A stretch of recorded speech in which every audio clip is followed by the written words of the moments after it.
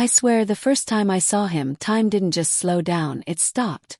I was dragging my last box into the hallway of my new apartment, hair sticking to my forehead from the Legos heat, when the door opposite mine swung open. And there he was. Broad shoulders. Skin the color of midnight, glowing under the golden light.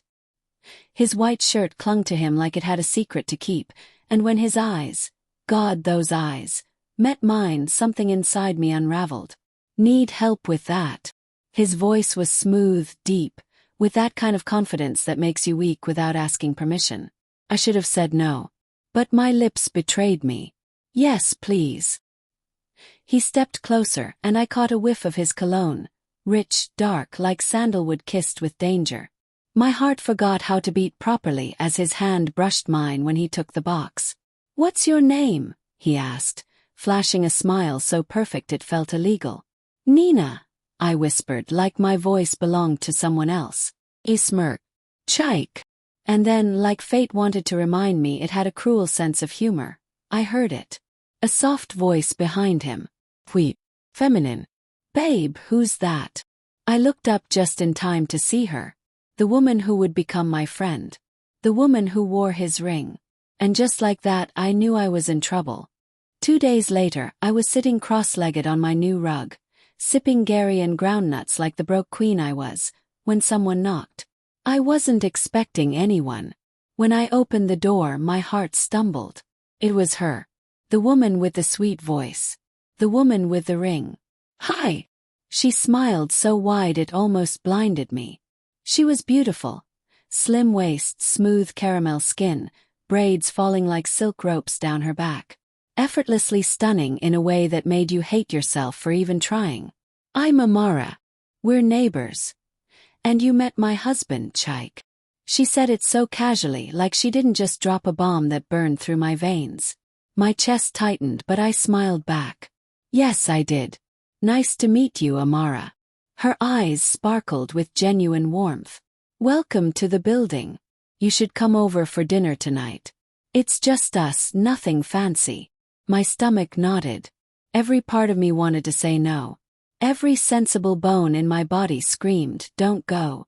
Stay away from them." But my lips said, "Sure." Their apartment was like something out of a glossy magazine. Gold accents, scented candles, art on the walls. And there he was. Dressed in a fitted black polo and gray pants that looked like sin stitched in fabric. When his eyes found mine, they lingered. Second too long. My breath caught. Amara was bustling in the kitchen, chatting happily about how they'd been married 3 years, how they met at a tech conference, how perfect life was. Perfect life. But the way Chike sat across from me, elbows on the table, gaze heavy and unreadable, didn't feel perfect at all. Felt electric, dangerous. Halfway through dinner, Amara's phone rang. She excused herself to take the call in the bedroom. That's when it happened. Chike leaned forward, his voice low, almost a whisper. "Do you always look at people like that? Or is it just me?" My fork froze halfway to my mouth. Heat spread from my chest to the tips of my fingers. I should have laughed it off, said something clever, anything. But all I managed was a shaky breath. And then, his hand brushed mine as he reached for the wine. Not an accident. Low. Deliberate. Fire shot through me. When Amara returned, smiling, oblivious, I wanted to scream. Not because of guilt, though that was there like a thorn, but because I knew something had started. Something neither of us could stop. I started avoiding their door like it carried a curse. Which, in a way, it did. Because every time I saw it, I remembered the heat of his gaze, the whisper of his fingers against mine. But fate. Fate is a cruel, nosy neighbor. 3 days after the dinner, I heard another knock. My chest clenched as I opened the door. And there he was. Amara asked me to bring this over. He held out a bowl of pepper soup like it was an innocent gesture. It wasn't. Not with the way his eyes pinned me to the floor. "Thanks," I managed, reaching for the bowl. Her hands touched. Static exploded in the small space between us. His voice dropped, deep enough to rattle the walls. "Are you going to keep pretending you don't feel this?" My breath hitched. Chike, don't. He stepped inside before I could stop him, closing the door softly behind him. The air thickened, heavy with something I couldn't name but felt everywhere. In my skin, my bones, the wild beat of my heart. I've tried, he said, his jaw tight, eyes blazing like a man at war with himself. God knows I've tried. But every time I see you. His gaze swept down my body slowly, hungrily, before meeting my eyes again. I lose. I should have thrown him out. I should have screamed. Instead, I stood frozen because the truth was I'd been losing too. Losing the battle I never wanted to fight. Chike. His name fell from my lips like a prayer and a curse all at once. And then, in one slow, dangerous move, he closed the distance. My back hit the wall. His hand came up, caging me in, his breath hot against my cheek. Tell me to leave, he murmured, so close I could taste the wine on his lips. Say it, Nina. But I didn't. Couldn't. And when his mouth claimed mine, it was fire. It was sin. It was everything I'd been craving and everything I should have run from. By the time I realized how far we'd gone, my hands were in his shirt. His fingers tangled in my hair, and the world outside that door didn't exist anymore. I woke up to sunlight and shame. His scent was still on my skin, clinging like a guilty perfume. My bedsheet was tangled proof of what we'd done. And the worst part, I didn't regret it. Not one bit. But reality hit hard when I heard the familiar laughter from across the hall. Amara's laughter. Sweet, innocent, and echoing like judgment in my ears. I told myself it was a mistake. A one-time slip. I told myself I would avoid him, avoid her, avoid everything. But lies taste bitter. And mine turned to ashes the moment my phone rang that evening. Please. Amara's voice shook on the line, frantic. Nina, can you come? Chike. There's been an accident. My heart stopped. I ran down the hall, legs trembling like they'd forgotten how to work. Their door was wide open. Amara stood in the living room, mascara streaking her cheeks, her hands shaking so hard her phone almost slipped. He fell, he slipped in the bathroom, he hit his head. Her words blurred as I pushed past her and saw him. On the floor. Blood trailing down his temple, his shirt half soaked. I dropped to my knees. Chike! My hands hovered over him. Desperate, useless. His eyes fluttered open for a second, and in that second, his gaze found me. Found me like I was the only person in the room. Nina! His lips barely moved, but I heard it. Name. Like a brand burned into my soul. Amara didn't notice. She was too busy sobbing, calling the hospital. But me. I couldn't move. Couldn't breathe. Because in that moment, two truths collided inside me. I loved him. I was about to lose him. Paramedics came. They lifted him, carried him away, left the faint smell of antiseptic and panic in their wake. And as the ambulance doors slammed shut, I felt it deep in my bones. This wasn't over. This was only the beginning. Hospitals smell like bleach and broken promises. I sat in the waiting room, heart pounding so loud it drowned out the beeping machines and murmured prayers around me. Amara was beside me, crying into her hands, her body shaking like the world had just ended. It's my fault, she whispered. I should have been home. I should have. I wanted to tell her she was wrong. That it wasn't her fault. That it was mine. Oh, mine. Because while she was blaming herself, all I could think about was the taste of her husband's lips on mine. His hands on my skin. His voice saying my name like it belonged to him. When the doctor finally walked out, Amara clutched my hand so tight my bones screamed. He's stable, the doctor said. He just needs rest. I almost collapsed with relief. But then came the dagger. He kept asking for you, the doctor added, looking straight at me. Nina, right? Amara's head jerked toward me, confusion flashing in her tear-streaked eyes. My stomach flipped. My throat dried up. I forced a smile. We talked a few times, I stammered. Neighbors, you know. Her face softened again, and guilt carved deeper into my soul. She hugged me, sobbing harder, whispering, "Thank you for being here." And all I could do was stand there, arms stiff at my sides, because I didn't deserve her gratitude.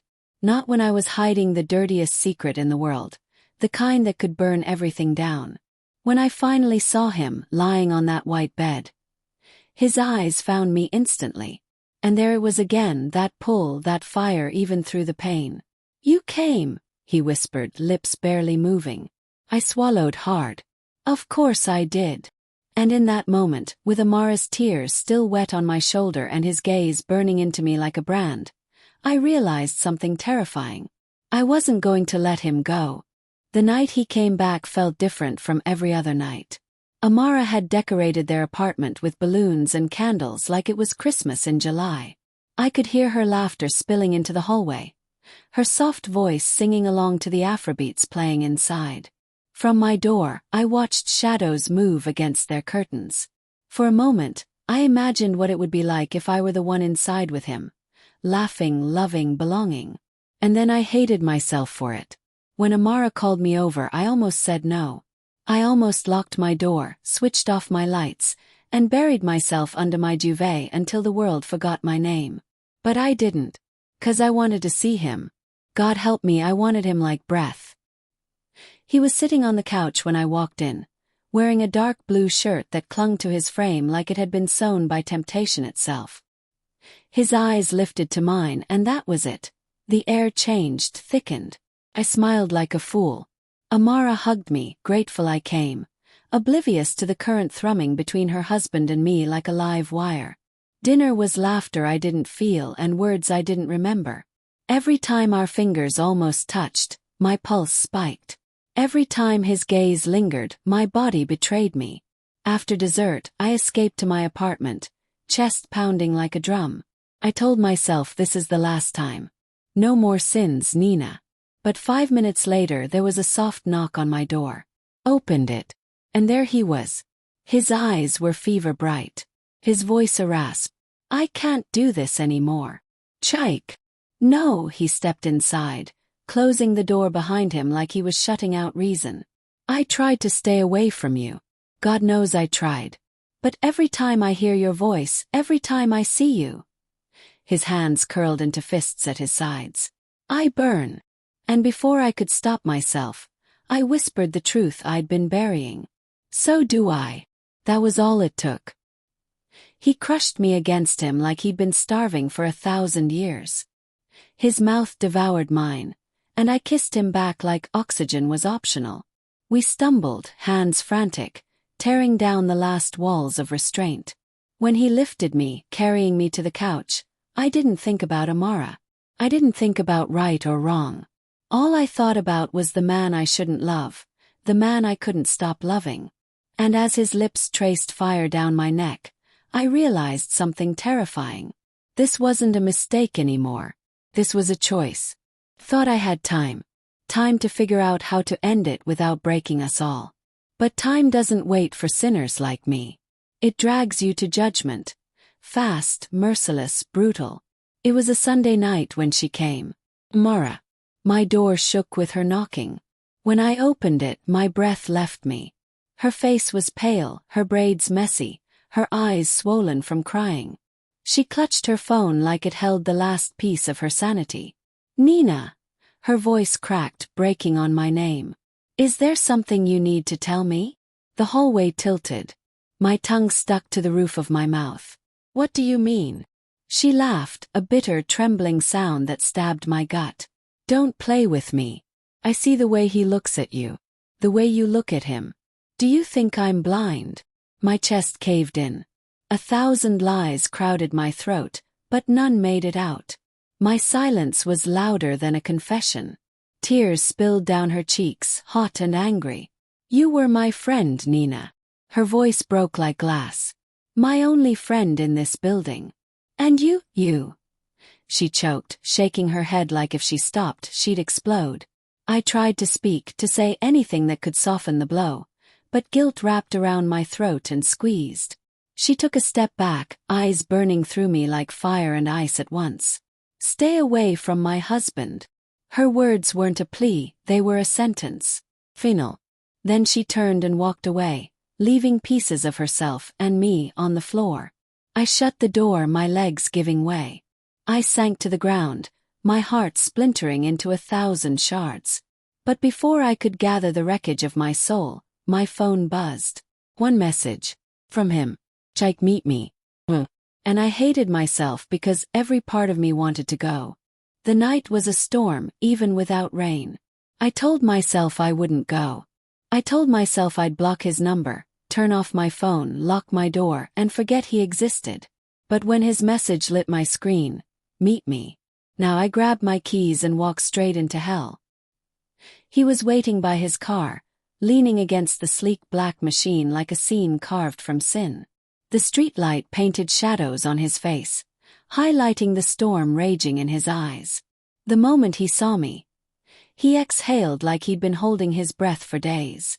Get in. His voice was raw, desperate. We drove in silence, the city's neon lights blurring past like ghosts of a life I couldn't have. He didn't speak until we pulled up by the lagoon, where the water shimmered under the moonlight like a cruel mirror. He turned to me, his jaw clenched, his hands gripping the wheel so hard his knuckles whitened. Leave with me, Nina. Tonight, we can disappear. Start over. No more lies. No more secrets. Just us. For a heartbeat, I almost said yes.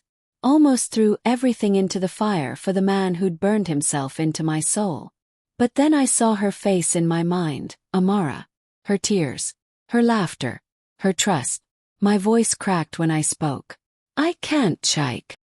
His eyes darkened, something breaking inside him. Why not? You love me. I know you do.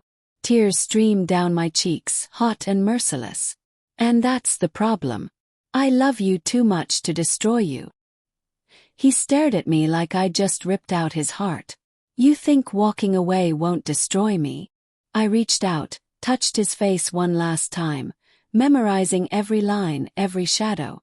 Goodbye, Chike. My voice was a whisper, a wound.